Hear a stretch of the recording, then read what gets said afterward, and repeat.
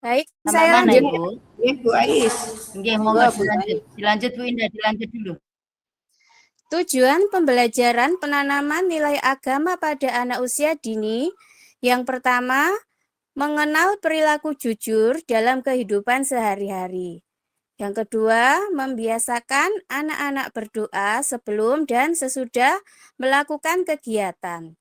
Yang ketiga, mengenalkan kegiatan keagamaan. Yang keempat, mengenal Tuhan dan ciptaannya. Yang kelima, berbuat baik kepada semua makhluk ciptaannya. Monggo bisa dilanjut, Bu Dewi.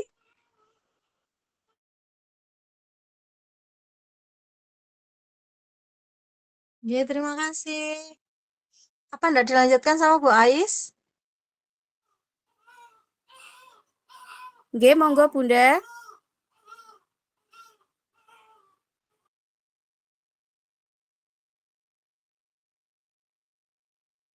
Oke, saya lanjutkan, nggih. Pendekatan penanaman nilai agama, pendekatan yang digunakan seperti melalui metode bercerita, yaitu metode bercerita merupakan pengalaman belajar dengan bercerita secara lisan. Menurut Muslihati 1998, yang mengandung pesan moral dan agama. Yang kedua, melalui metode bermain peran, yaitu kegiatan bermain peran dapat berdampak pada keseluruhan aspek perkembangan anak, yaitu menurut Conlin 1997. Yang ketiga, dengan pembiasaan, yaitu kegiatan sehari-hari kita, seperti sholat, terus kita berbagi, bersedekah. Selanjutnya yang keempat, bimbingan guru dan orang tua. Yang kelima, laku bernilai agama.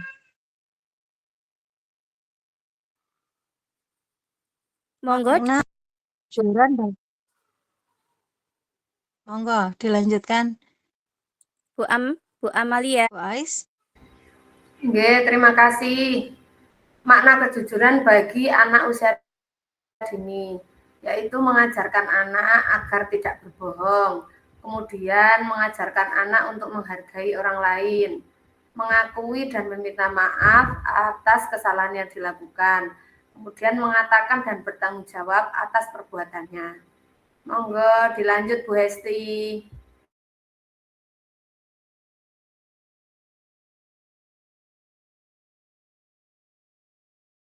Bu Hesti.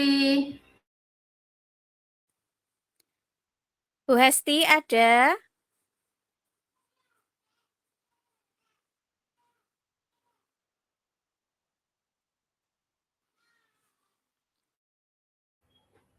Oke, lanjut.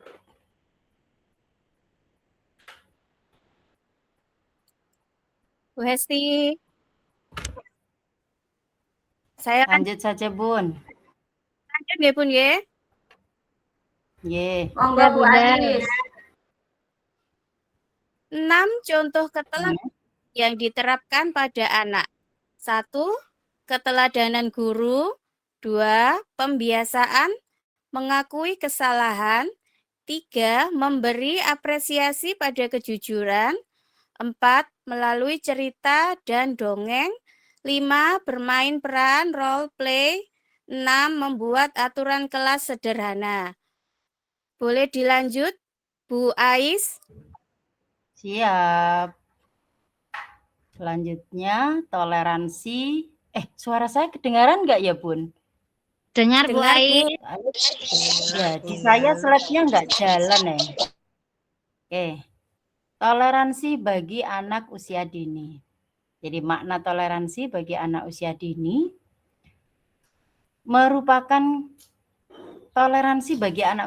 merupakan kemampuan awal anak untuk menerima, menghargai, dan berinteraksi dengan perbedaan yang ada di sekitarnya.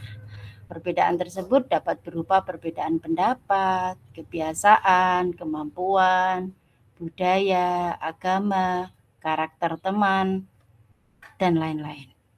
Seperti contohnya, anak-anak bisa menerima tentang perbedaan. Jadi satu anak dengan anak yang lain itu pasti ada perbedaan, tapi setiap anak bisa menerima perbedaan temannya. Contoh di kelas saya itu ada satu teman yang dari Allah itu diciptakan spesial. Jadi di telinganya itu ada semacam daging tumbuh seperti itu, tetapi sangat menonjol. Nah, teman yang lain itu seakan-akan tidak terima. Kenapa? Kok di telinga Zian ada seperti itu, di telinga kita kok enggak ada seperti itu. Nah, kita telah menjelaskan, Bu Guru melewati penjelasan-penjelasan, cerita dan juga pemahaman sehingga anak-anak bisa menerima tentang perbedaan temannya tersebut. Yang lainnya ada sikap saling menghargai, jadi satu anak dengan anak yang lain bisa bersikap yang baik, ya. Bisa bekerja sama dengan baik dan juga bisa belajar pengendalian emosi, bisa meregulasi emosinya sendiri, bisa saling mengingatkan.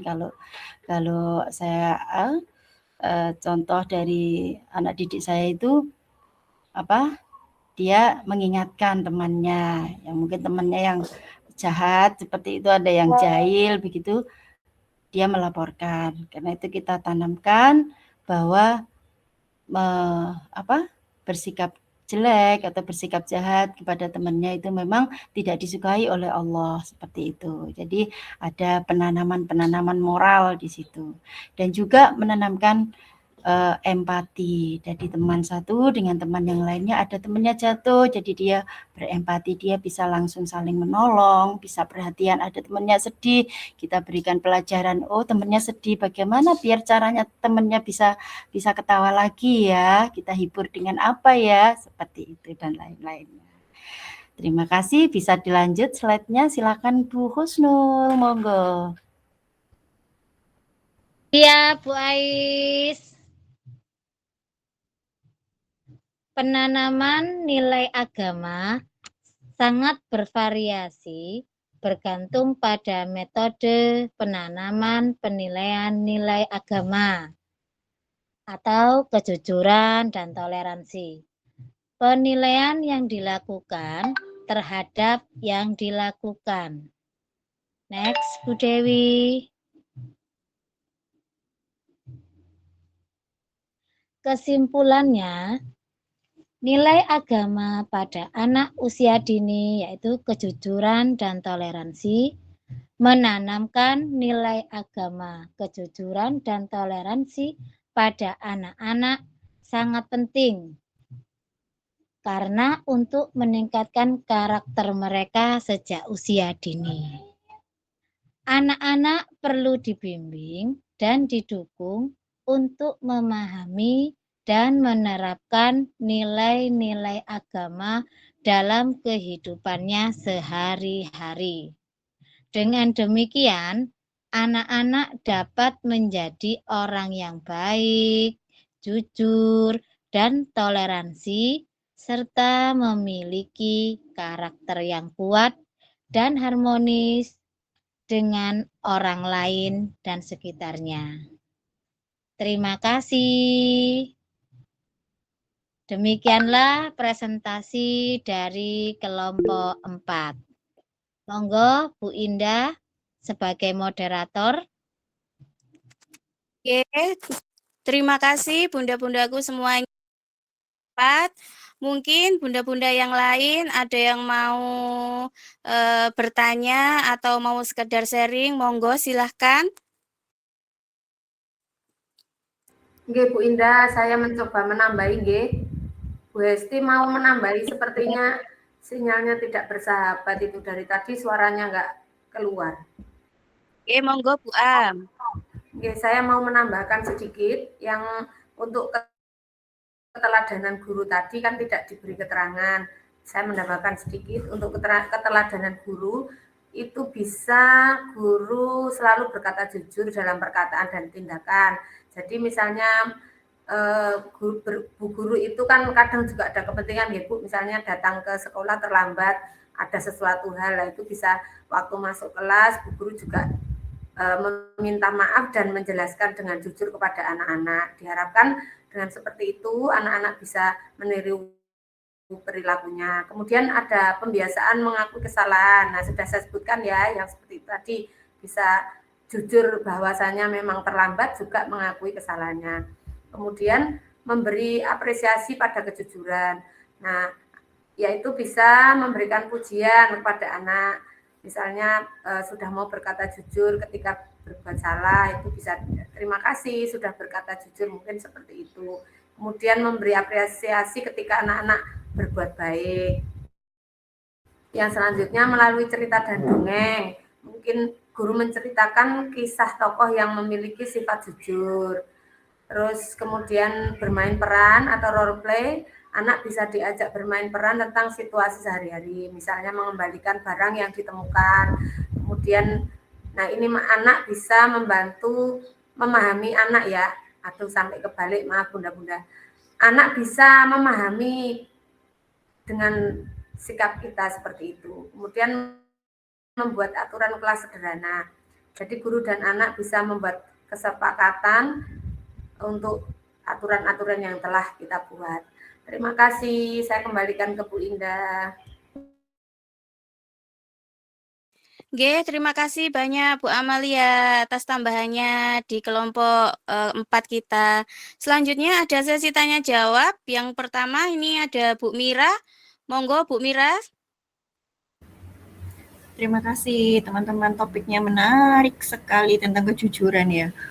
Saya ada yang mungkin bisa membantu saya juga mengalami ini di kelas TKP ya. Jadi ada salah satu siswa itu bisa dikatakan sering berbohong atau berkhayal ya. Kadang-kadang tuh menceritakan sesuatu yang di luar nalar gitu ya, karena kami sebagai guru kan tahu backgroundnya, terus kebiasaannya orang tua dan segala macam. Nah ini sering berbohong gitu loh Bunda, sering bercerita tuh kayak ngarang-ngarang tuh orang tuaku tuh habis dari sini loh atau apa segala macam gitu. Bagaimana ya Bunda caranya menanamkan kejujuran gitu pada anak-anak ini? Mungkin bisa dibantu saya, mungkin ada trik khusus atau bagaimana Bun?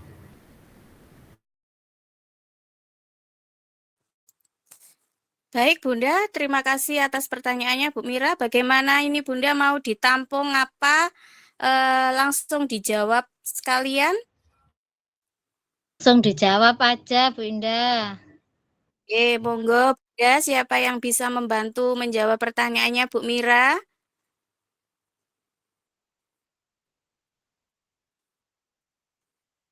Dari kelompok 4. Apa tadi pertanyaannya Bu Mira ya?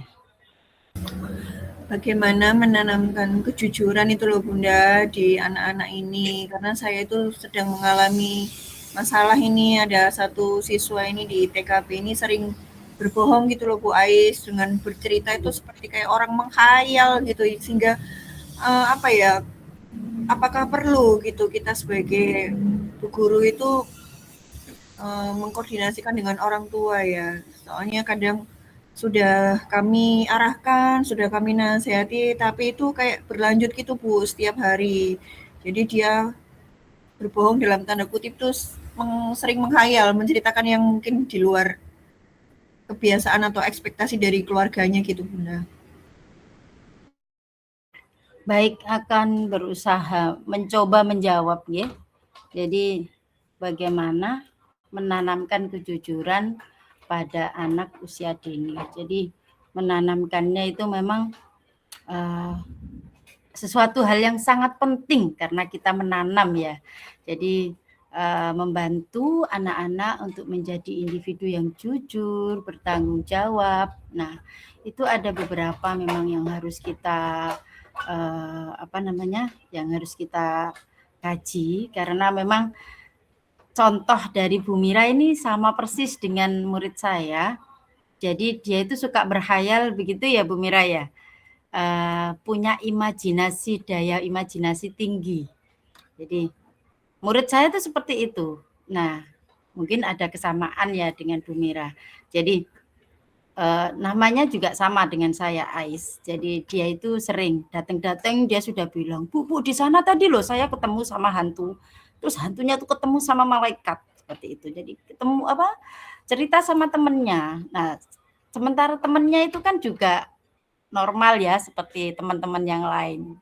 Bu, Ais tuh loh bohong sama kita, katanya di sana ketemu hantu, ketemu ini dan ketemu itu, seperti itu. Jadi setiap hari si Ais ini selalu membawa cerita-cerita khayalannya dia, imajinasi tingginya dia.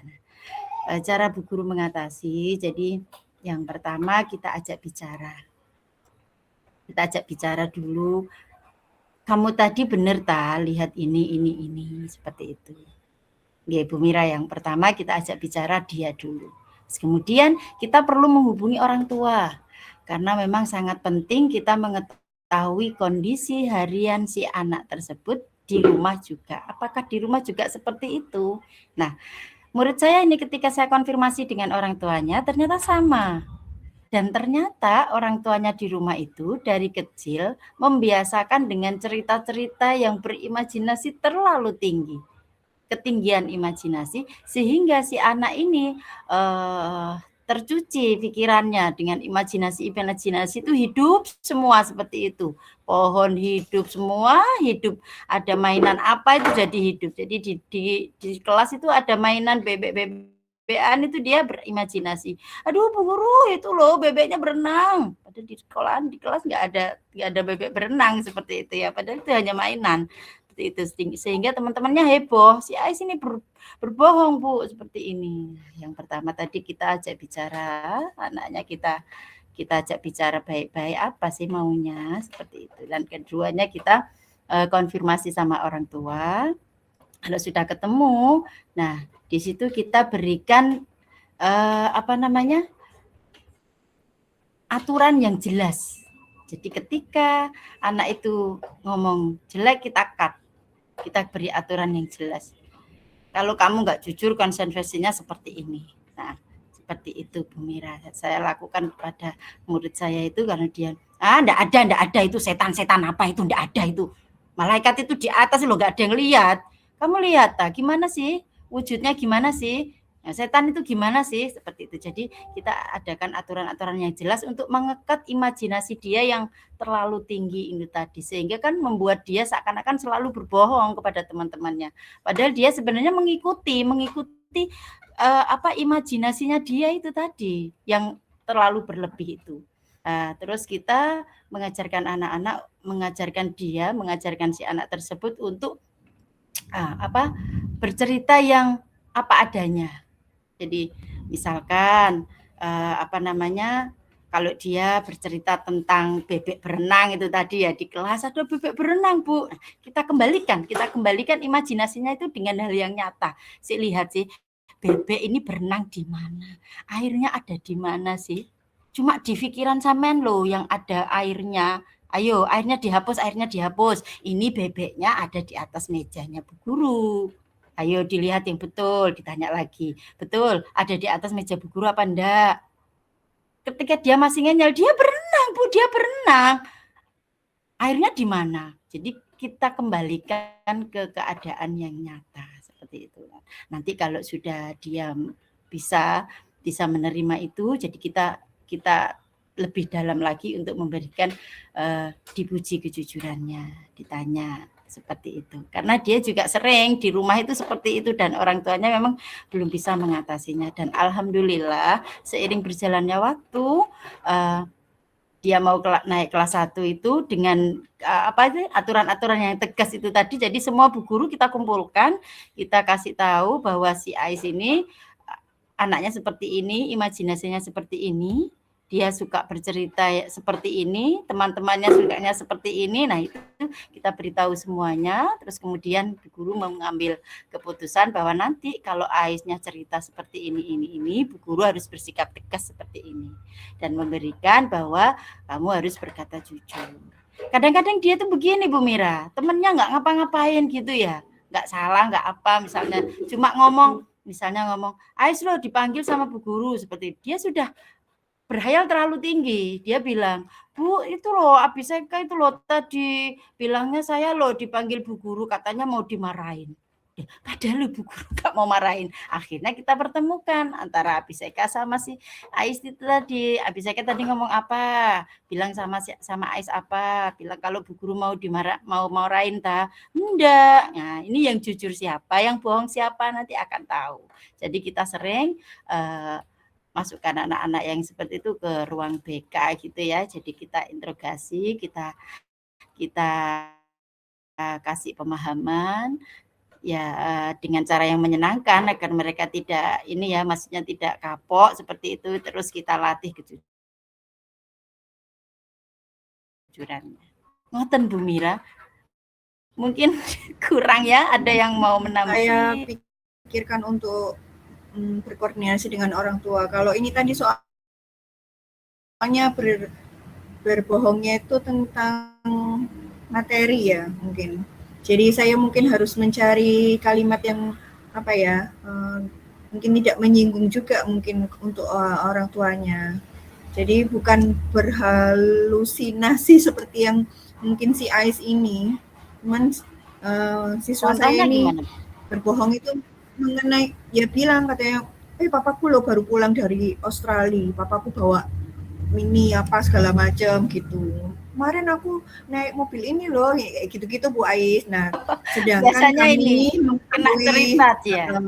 Ya, makanya kami kan itu suatu yang tidak baik gitu ya. Sehingga dia itu pinter banget gitu loh ngarangnya, sehingga kayaknya tuh kayak jadi beneran gitu loh. Nah, saya juga belum tahu apakah di rumah itu seperti itu. Mungkin dengan penjelasan Bu Ais tadi mungkin akan saya usahakan berkoordinasi dengan orang tua sehingga di sekolah dan di rumah juga akan diberi aturan yang lebih tegas. Terima kasih Bu Ais.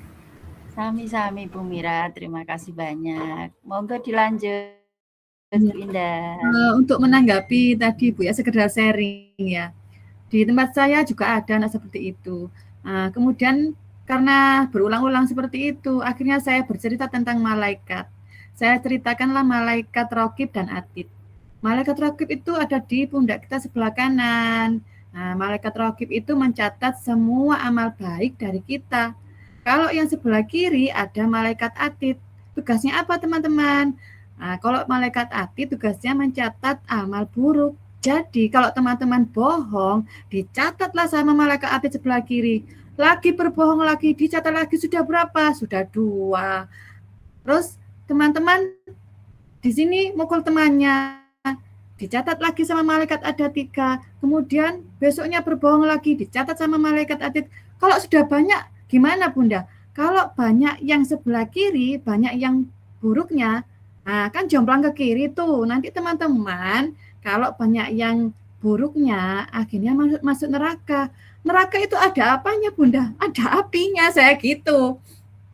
Loh, masa nggak ada itu, nggak ada minumnya ya dari api, makanya nggak ada makanan. Enak nggak kalau masuk neraka? Saya gitu Bu.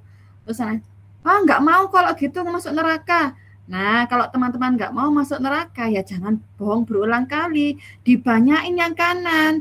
Apa yang kanan? Ya berbuat baik sama temannya, menolong, nggak berbohong. Nanti kalau yang kanan lebih banyak, teman-teman bisa masuk surga. Saya gitu.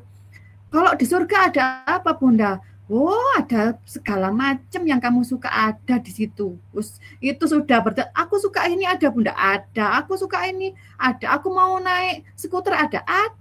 Aku mau minum susu ada, semuanya ada. Enak ya? Iya, enak. Makanya teman-teman kalau satu perbuatan buruk dicatat yang di sebelah kiri, satu perbuatan baik dicatat sebelah kanan. Nanti itu ditambah semua.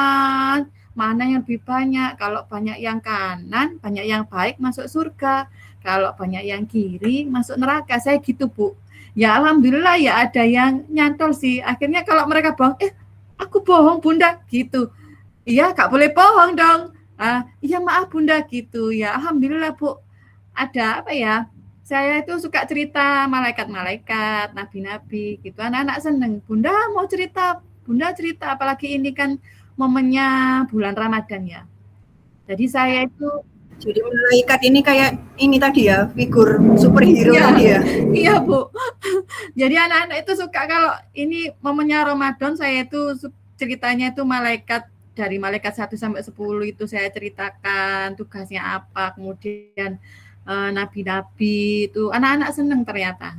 Ya itu sih sedekat sharing aja, Bu. Terima kasih idenya Bu Ririn. Oke, sami-sami.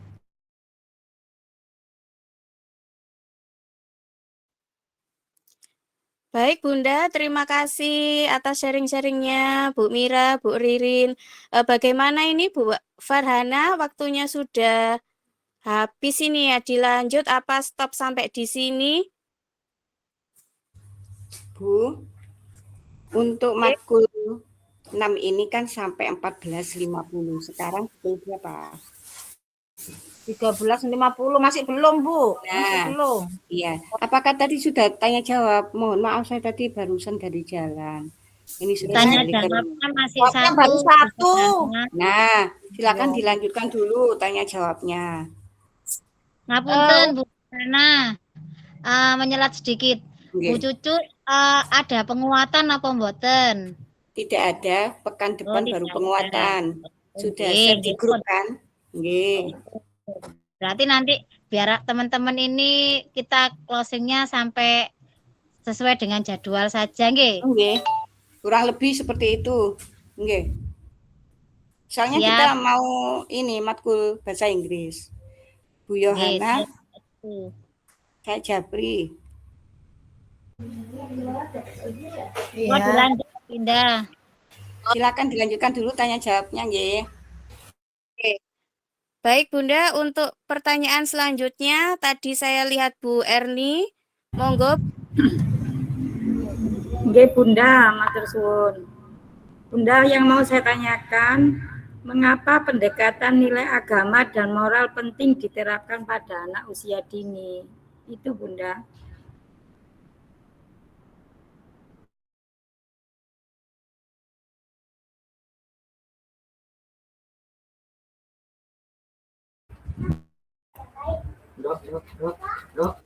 Nggih, langsung dijawab aja Bun, monggo.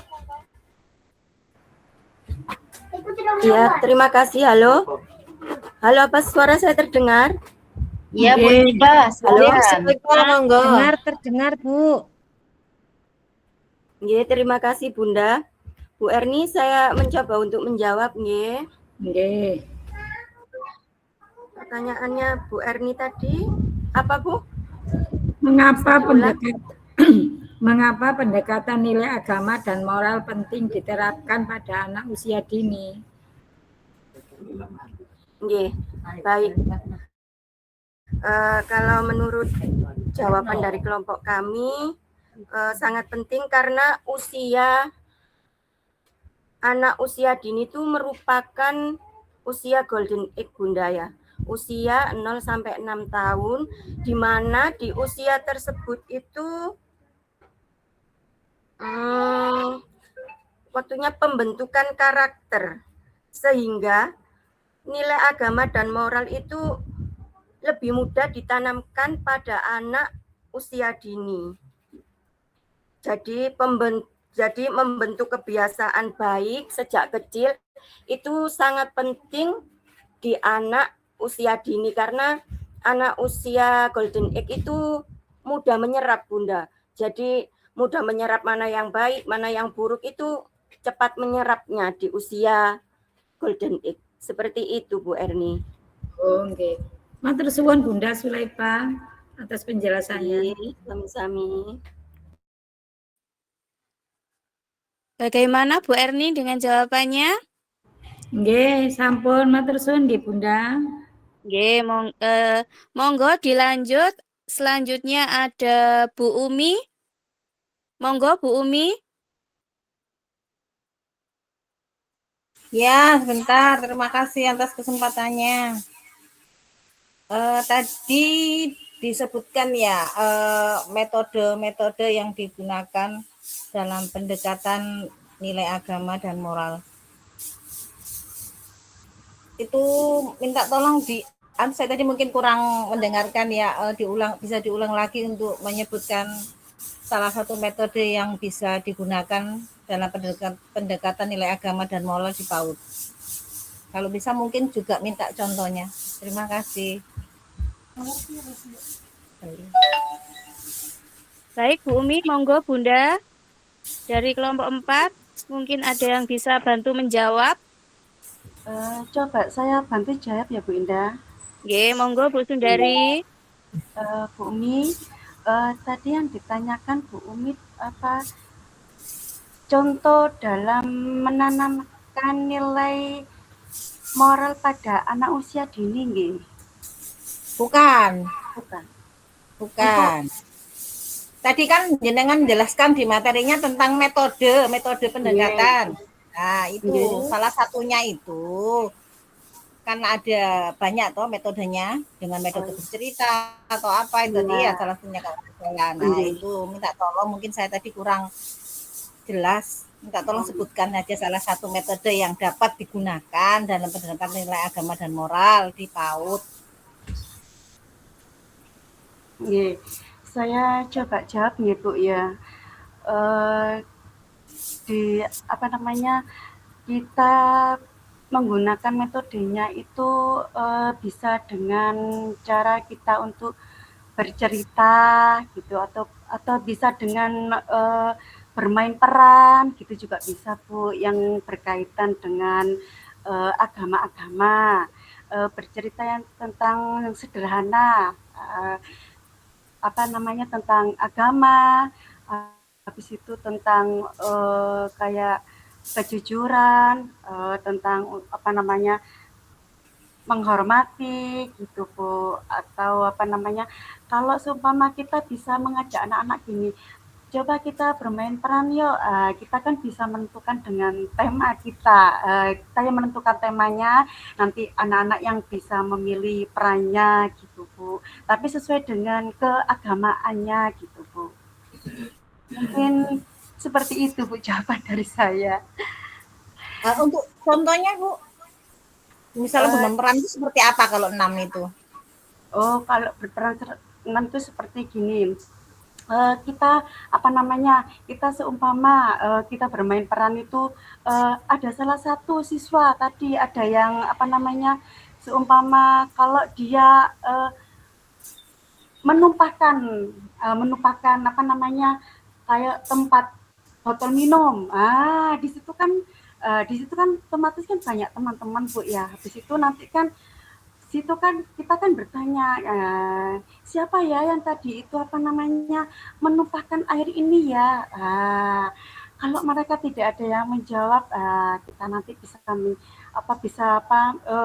dengan berkata ayo siapa hari ini bisa berkata jujur nanti dapat hadiah, dapat apresiasi dengan kata-kata yang baik seperti terima kasih sudah mau berkata jujur atau dengan kata-kata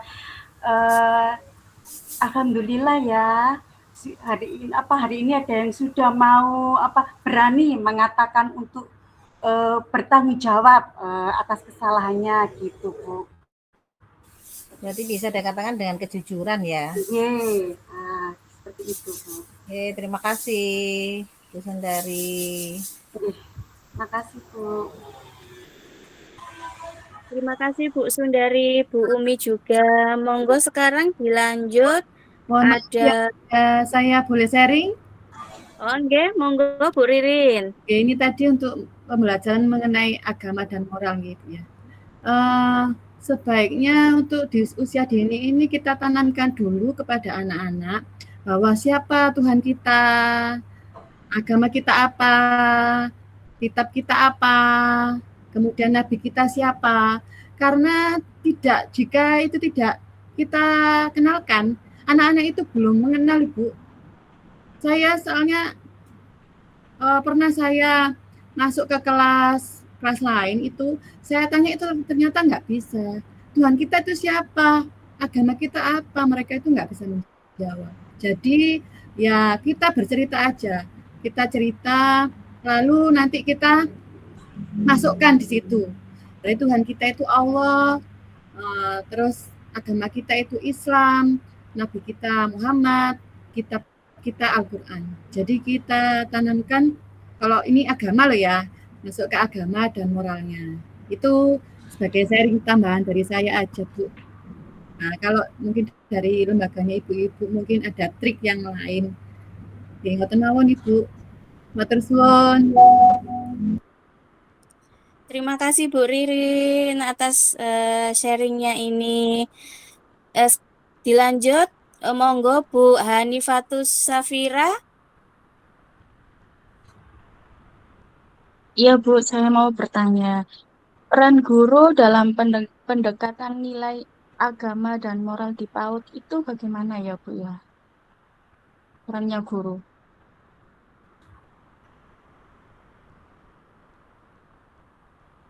Monggo dari kelompok 4 mungkin ada yang bisa bantu menjawab pertanyaan Nggih. dari Bu Hanifatus.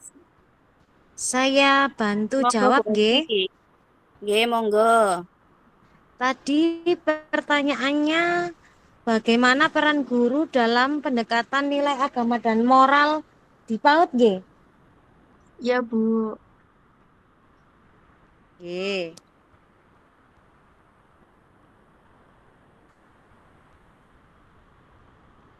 Guru berperan sebagai teladan atau role model. Anak usia dini belajar melalui proses imitasi atau meniru. Mereka lebih melihat apa yang guru lakukan daripada apa yang guru katakan. Jika guru ingin anak bersikap sopan, maka guru harus menunjukkan kesantunan terlebih dahulu.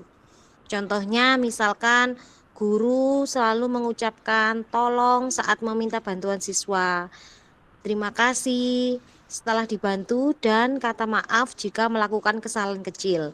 Anak akan menyerap kebiasaan ini secara alami tanpa perlu dipaksa. Yang kedua, guru sebagai pembimbing atau mentor. Sebagai pembimbing, guru bertugas mengarahkan anak untuk membedakan mana yang baik dan buruk secara konsisten. Guru membantu anak menginternalisasi nilai-nilai agama melalui pembiasaan rutin. Contohnya, guru membimbing anak-anak untuk berdoa sebelum dan sesudah makan atau belajar.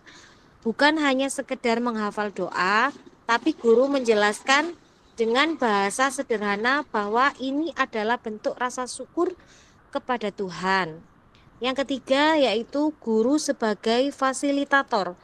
Guru menyediakan media, sarana, dan kegiatan yang memungkinkan anak mengeksplorasi nilai-nilai moral. Guru tidak mendikte, melainkan menciptakan situasi belajar yang menyenangkan. Contohnya, guru mengadakan sesi storytelling atau bercerita menggunakan boneka tangan tentang karakter hewan yang jujur. Contohnya seperti itu, Bu. Yang selanjutnya yaitu menciptakan lingkungan yang mendukung. Guru bertanggung jawab menciptakan suasana kelas yang aman secara emosional, penuh kasih sayang dan inklusif. Lingkungan yang positif membuat anak merasa dihargai sehingga mereka lebih mudah menerima nilai-nilai kebaikan. Contohnya, misalkan guru membuat pohon kebaikan di dinding kelas. Setiap kali ada anak yang membantu temannya atau berbagi mainan, guru akan menempelkan daun kertas bertuliskan nama anak tersebut. Hal ini menciptakan kultur kelas yang menghargai perilaku moral yang positif. Mungkin begitu, Bu, jawaban dari saya. Ya, terima kasih Bu Esti. Sudah cukup. Ye, sami-sami, Bu. Terima kasih Bu Hesti sudah membantu menjawab pertanyaan dari Bu Hanifatus tadi. Selanjutnya Ye, sami-sami. Bu Niswatul. Monggo Bu Niswatul. Baik, terima kasih Bu Indah. Ini yang mau saya tanyakan.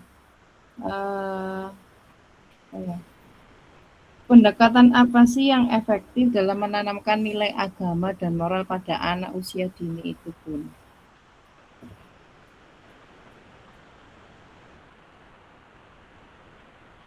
Baik, Bunda mungkin ada yang bisa membantu menjawab pertanyaan dari Bu Niswa.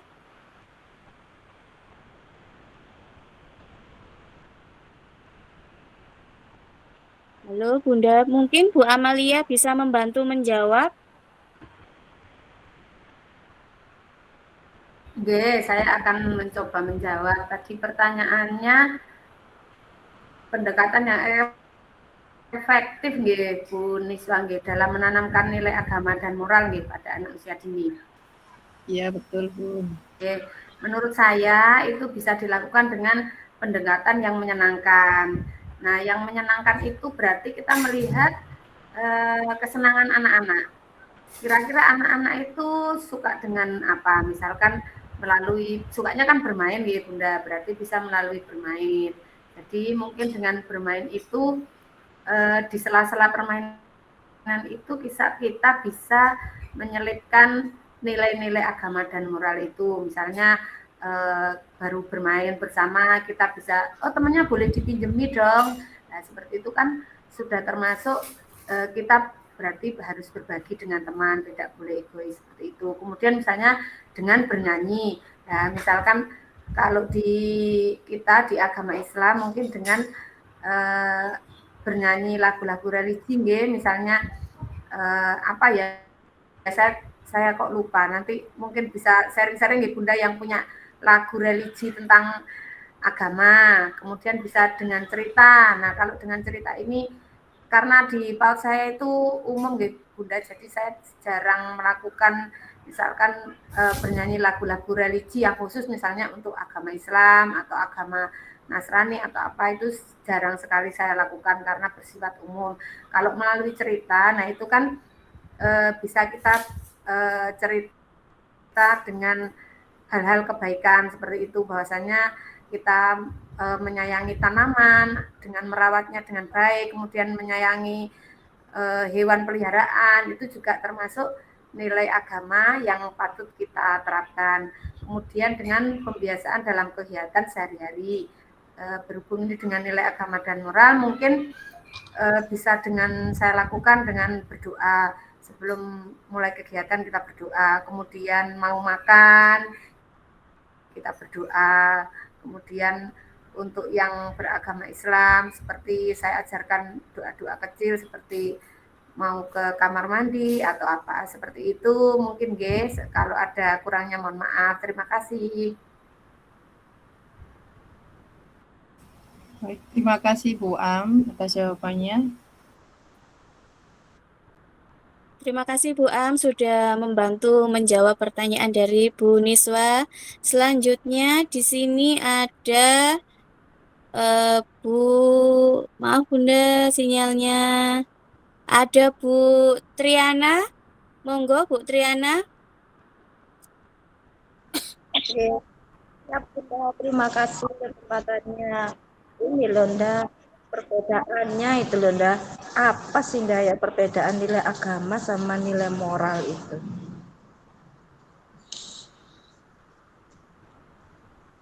Perbedaannya.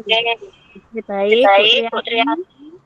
Apa perbedaan nilai agama dan nilai moral begitu nggih Bu Triana nggih?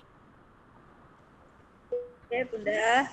Kalau menurut saya nggih, nilai agama itu bersumber dari ajaran Tuhan, dari ajaran keyakinan kita masing-masing dan juga kitab suci kepercayaan kita. Sedangkan nilai moral itu berkaitan dengan aturan dan perilaku baik ataupun buruk dalam kehidupan sosial, kehidupan kita sehari-hari. Begitu Bu Triana, mungkin mau ditambahkan? Bagaimana? Kalau nilai agama itu berhubungan dengan Tuhannya gitu nggih Bunda. Dengan moral itu berarti manusianya. Begitu kan? Nggih. Terima kasih Bunda.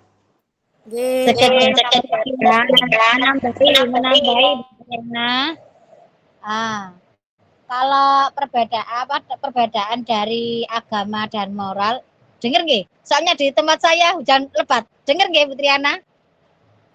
Oke. Kalau perbedaan agama itu seperti mengajarkan caranya berdoa, terus bersyukur sama Tuhan, sama kan kebetulan di tempat saya itu kan umum. Nah, itu sama anak-anak itu kalau berdoa itu berdoa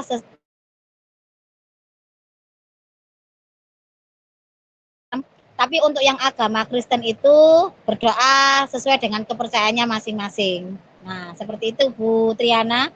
Terus untuk contohnya untuk nilai moralnya itu mengajarkan anak untuk bertoleransi sesama antar agama, tidak mengejek. Seperti sekarang ini bulan puasa kan kebetulan untuk yang beragama Kristen itu kan beliau kan tetap masuk, anaknya tetap masuk, tapi kita mengajarkan sama anak-anak yang beragama Islam. Mereka bertanya, loh Bu, ini kok Kaila kok nggak pakai jilbab? Kan mereka pakai busana Muslim. Iya, karena Kaila itu agamanya berbeda.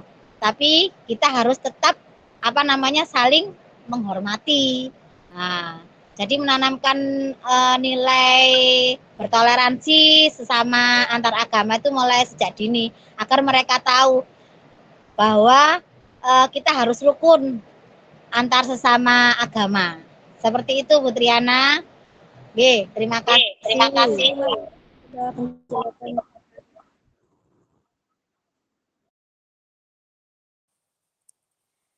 Baik, bunda-bunda, terima kasih juga buat Bu Ais. Bagaimana bunda-bunda yang lain? Mungkin ada yang dipertanyakan lagi? Atau mungkin mau sekedar sharing, monggo Bunda.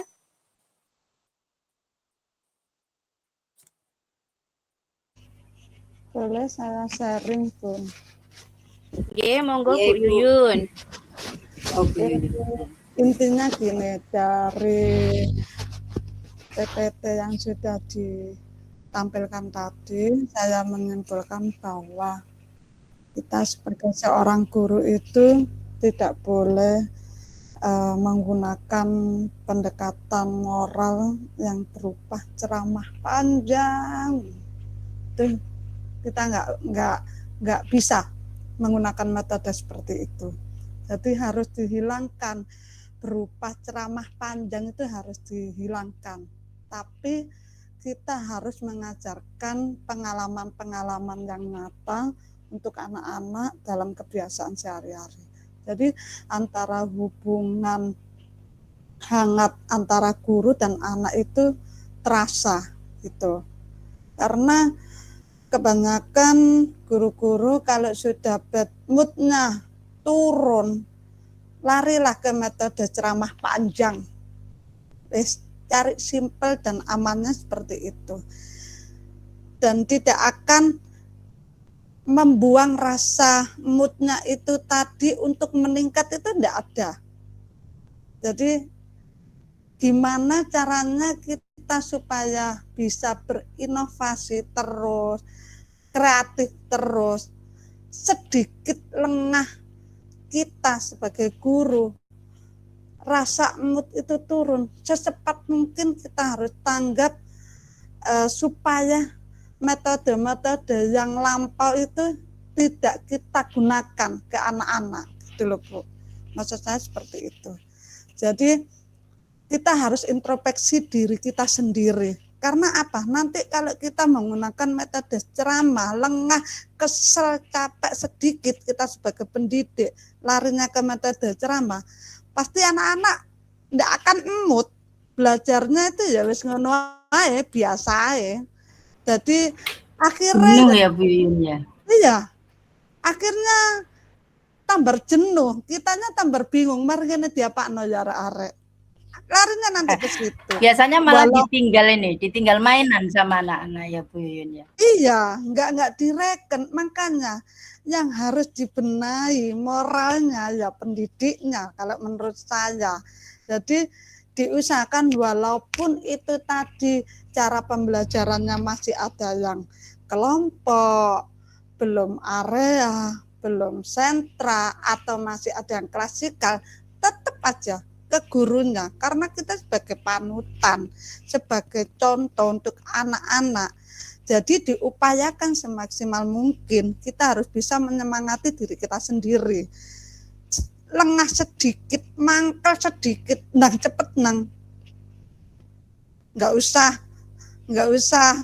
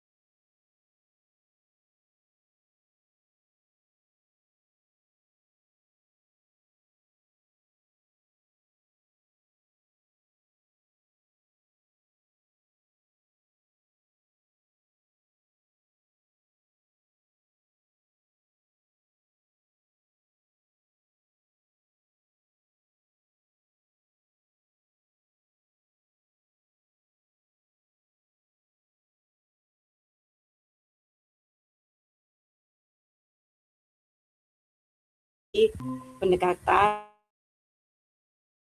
penanam yang disampaikan Bu Yuyun itu juga benar sekali. Metode ceramah dari zaman ke zaman itu menjadi apa ya, kayak lengket gitu ya di kita ya. Tapi memang benar, metode ceramah itu terkadang sangat membosankan buat anak-anak ya. Jadi yang paling bagus adalah kolaborasi ya. Di samping ceramahnya itu cukup secukupnya saja dengan bahasa yang sangat sederhana dan ditambah dengan cerita yang ini ya, cerita yang berdasarkan ilmu agama kita ya, bagi agama Islam ya berdasarkan Al-Quran dan hadis. Dan untuk cerita tentang malaikat itu memang benar-benar kita harus hati-hati dalam menyampaikannya dengan bahasa yang sangat sederhana ya. Untuk pengenalan ke anak-anak, untuk anak usia dini itu cukup 3 menurut saya ya. Mengenal Allah, mengenal nabinya, dan mengenal kitabnya. Jadi seperti itu.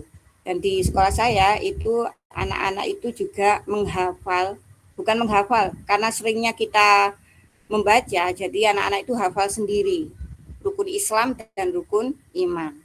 Nah itu, rukun Islam itu ada 5 dengan gerakan tangan, rukun iman itu ada 6 dan disebutkan. Mungkin setiap hari dibaca, jadi lama-lama anak-anak TK itu hafal-hafal sendiri, jadi tidak kami suruh hafalkan gitu. Nah lama-kelamaan akan terbentuk, keimanan dalam hati anak-anak itu terbentuk sendiri. Iman artinya apa? Yakin atau percaya. Terkadang anak-anak, apa itu Bu iman itu? Apa itu yakin? Kita harus cari bahasa, pinter-pinternya kita mencari bahasa yang sangat sederhana yang bisa dipahami anak-anak. Dan praktek pengalaman juga sangat penting ya. Moral itu tidak bisa secara instan, tapi harus bertahap, step by step untuk anak-anak TK. Betul Bu Yuyun, tidak kita terus-menerus metode ceramah itu memang benar membosankan. Jangankan anak-anak, kita aja kalau ngomong aja ya kita bosan mendengarkannya ya. Hanya itu saja untuk kelompok 4, kelompok 3. Terima kasih banyak sudah memaparkan begitu banyak dan sharingnya juga Masya Allah bagus. Bisa dilanjutkan untuk kelompok 4-nya, tanya jawabnya. Baik, terima kasih Bu Farhana, terima kasih atas masukannya. Bagaimana bunda-bunda yang lain? Apa masih ada yang bertanya lagi? Sebenarnya mendongeng itu kita harus bisa loh Bu. Dari metode ceramah itu kita alokasikan ke mendongeng. Jadi bermain peran supaya anak-anak itu tidak jenuh. Kalau di punya saya, di lembaga saya, semua guru walaupun tidak bisa bermain peran, memerankan tokoh, misalnya malaikat atid. Malaikat atid itu yang buruk atau yang baik, itu harus bisa berpindahan. Awalnya masih kaku ya. Kalau kita biasakan, nanti akan bisa gitu. Karena itu sangat perlu supaya anak-anak itu tertarik. Oh, guru ini lucu. Oh, guru ini bisa melompat kayak kata. Oh, guru ini bisa seperti kayak Nabi Muhammad. Nah, kalau temannya Ramadan ya kita sesuaikan, paling tidak itu seperti itu. Karakternya Allah itu berarti kan yang baik. Karakternya setan itu yang buruk. Bagaimana? Mimik wajah juga harus menunjukkan. Kalau jadi setan itu harus yang agak serem wajahnya, melotot titik, atau suaranya yang diseremkan. Nah, itu kolaborasi suara, mimik, tubuh, gerakan itu harus jadi satu. Tuh. Jadi ekspresi ya, ekspresi yang penting itu ya. Iya. Kalau waktunya bosan gitu, kalau pas saya masuk ke kelas sebelah, itu anak-anak di kelas yang saya datangin itu pasti anak-anak itu sudah kaget. Sudah kagetnya itu, waduh, ada Bu Yuyun. Udah anteng, kayak kedatangan harimau gitu loh. Nanti kalau saya sudah di depan sendiri. Kenapa, Bu? Nak sirup sampean. Ya mungkin. Kalau Cikgu besar ya Bu ya. Nah, kalau saya sudah besar. Karena apa yang di pikiran anak-anak, karena sudah dikenalkan sama Bu guru. Ini Bu, misalnya Bu Farhana adalah guru KB, Bu Ririn adalah guru TKA. Itu kalau di lembaga saya itu dikenalkan. Begitu juga bendahara, Pak Bon, terus tukang bersih-bersih di sekolahan, kepala sekolah, itu dikenalkan. Jadi mereka ikut takut. Oh, Bu Yuyun itu yang biasanya ada di sini. Diam. Nah, kayak seperti itu dengan sendirinya. Kalau adik TKA kan masih bingung, masih biasa. Tapi kalau yang kakak TKB itu sudah ngerti. Diam, ada Bu Yuyun. Kayak gitu, bisik-bisik sendiri sama teman yang di sebelahnya. Kalau saya sudah di depan, pasti saya bermain peran. Halo anak-anak, jadi saya mendongeng. Kalau saya meloncat ya meloncat. Kalau saya nangis ya nangis. Sebisa mungkin gimana air itu saya berkaca-kaca minimal. Pernah. Jadi bukan pernah, sering saya bermain seperti itu. Akhirnya anak-anak itu terbawa. Apa ya? Langsung fokus ke saya. Loh, ada apa ya Bu Yuyun? Kenapa? Akhirnya saya ajak ngomong, bercerita sedikit seperti itu, Bu. Hanya sharing sedikit aja. Karena kita kalau monoton gitu aja itu emang di kitanya sebagai guru gitu. Ayo, berarti kita semangat, sama-sama semangat, kita harus bisa mendongeng, bercerita sesuai dengan karakter gitu. Saya hanya ngasih motivasi aja. Terima kasih Bu Yuyun. Untuk Yuyun, kalau momen-momen Ramadan ini menurut bunda-bunda itu kita akan mengadakan Ramadan ceria gitu ya. Itu kita bisa mengambil kisah dari siapa ya menurut bunda-bunda yang tepat untuk saat momen Ramadan bagi anak PAUD, anak TK di sekolah. Kalau momen-momen Ramadan supaya tidak berat, itu saya, kalau di lembaga saya ya Bu Farhana, memerankan orang yang baik dan orang yang jahat, orang yang belum baik. Jadi bersedekah itu dulu.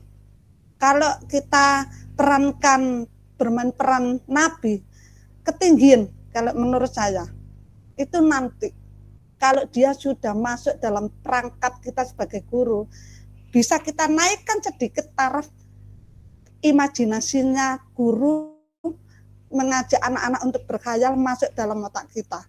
Maksudnya cerita kita, cerita yang akan disampaikan ke bu guru ke anak-anak, seperti itu kalau saya. Gitu ya Bu Yuyun. Jadi kita mengenalkan saja atau kita mengambil kisah-kisah pada orang-orang zaman sekarang, bukan kisah yang zaman dulu Nabi Muhammad gitu ya. Iya. Tidaknya mengenalkan Bu. Iya, mengenalkan. Kalau mengenalkan mungkin tetap, ya. Mengenalkan itu mengenalkan setiap hari itu nama-nama malaikat, nama-nama nabi. Itu kan kadang mereka teringat itu seperti apa, Bunda? Malaikat ini seperti apa? Karena setiap hari kalau di lembaga saya kan memang muslim ya. Jadi ya setiap hari itu memang dilafalkan gitu loh. Mulai rukun Islam, rukun iman, nama-nama malaikat, nama-nama nabi, nabi yang pertama, nabi terakhir itu. Jadi seperti setiap hari, jadi seperti doa-doa itu anak-anak sendiri. Iya Bu Dewi. Penting memang itu pengenalan, harus dikenalkan. Ini fondasi Bu. Jadi awal fondasi anak PAUD ya harus dikenalkan dulu. Ya, dikenalkan dulu, baru nanti kita mengambil kisah-kisah yang orang zaman sekarang, tapi juga kisahnya Nabi Muhammad juga kita ringkas. Ada kok, cerita yang kartun itu untuk anak-anak itu ada kok, mengenal Nabi itu ada. Jadi kita bisa menyampaikan itu lewat digital atau kita sendiri ya. Kalau di lembaga saya loh Bu, kalau di momen-momen seperti ini aja. Tapi kalau setiap hari memang nama-nama malaikat atau nama-nama nabi itu kita lafalkan terus. Alhamdulillah. Nama-nama nabi juga sudah diterapkan di TK-nya di tempatnya Bu Ririn ini apa? KB apa? KB sama TK. Kalau di KB masih nama-nama malaikat. Kalau di TK-nya itu sudah nama-nama nabi. Alhamdulillah ya, nama nabi juga hafal, hebat. Ada yang hafal, ada yang mengikuti. Kan cuma kita kenalkan aja. Jadi tahu sebenarnya mungkin dari kebiasaan kita ini membacakan atau apa gitu ya, jadinya anak-anak hafal sendiri. Ya, itu kan tahu Bu gitu. Iya. Oke, monggo bunda-bunda yang lain mungkin mau sharing. Ya Bu Ais, Bu Niswa, Bu Indah, Bu Lulu, Bu Isma, Bu Mira, Bu Nunu, Bu Retno, semuanya. Nggih, bunda-bunda, monggo mungkin ada yang mau bertanya lagi atau juga mau sharing-sharing lagi di sini sambil menunggu waktu. Mudah-mudahan saja sinyalnya bersahabat ya Bunda. Hujan angin lagi nih Bunda tempat saya. Bunda, ini monggo Bunda Tinggal.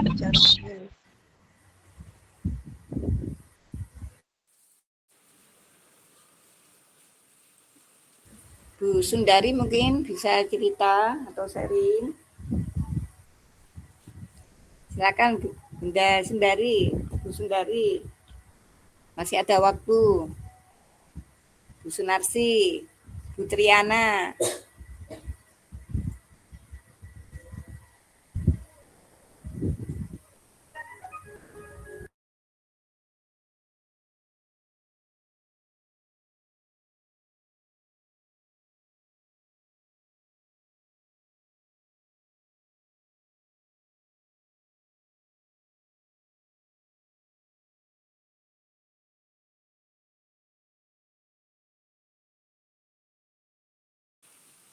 Bagaimana ini Bu Farhana, sudah stop sampai di sini apa dilanjut? Karena saya lihat ini teman-teman banyak yang terpental keluar ini Bunda, mungkin karena cuacanya yang tidak mendukung. Iya mungkin ya. Gimana Bunda-Bunda? Sudah ya? Tidak ada yang mau bertanya lagi atau sharing kembali?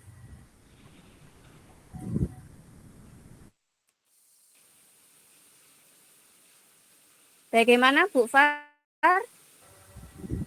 Kita lanjut apa kita sudah? Baik, karena tidak ada yang menjawab, mungkin juga diakhiri aja ya. Nanti insya Allah saya laporkan ke Bu Juju. Oke, Bu Farhana. Oke. Baik, Bunda-bunda semua. Kesimpulan dari PPT kelompok 4 tentang penanaman nilai agama pada anak usia dini itu sangat penting dalam membentuk karakter anak usia dini, khususnya nilai kejujuran dan toleransi. Nilai agama itu berfungsi sebagai pedoman perilaku agar anak mampu bersikap baik dalam kehidupan sehari-hari. Proses penanaman nilai agama perlu dilakukan sesuai tahap perkembangan anak, serta melalui berbagai pendekatan seperti bercerita, bermain peran, pembiasaan sehari-hari, keteladanan guru, serta orang tua, serta lagu-lagu yang bernilai agama.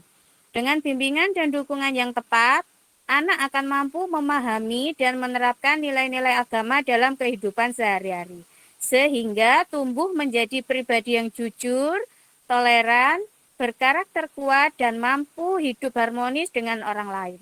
Demikian Bunda-bunda sekalian, presentasi dari kelompok 4. Kalau ada salah kata atau kurang lebihnya, kami mohon maaf. Saya akhiri. Assalamualaikum warahmatullahi wabarakatuh. Waalaikumsalam warahmatullahi wabarakatuh. Terima kasih kelompok 3 dan kelompok 4 semuanya.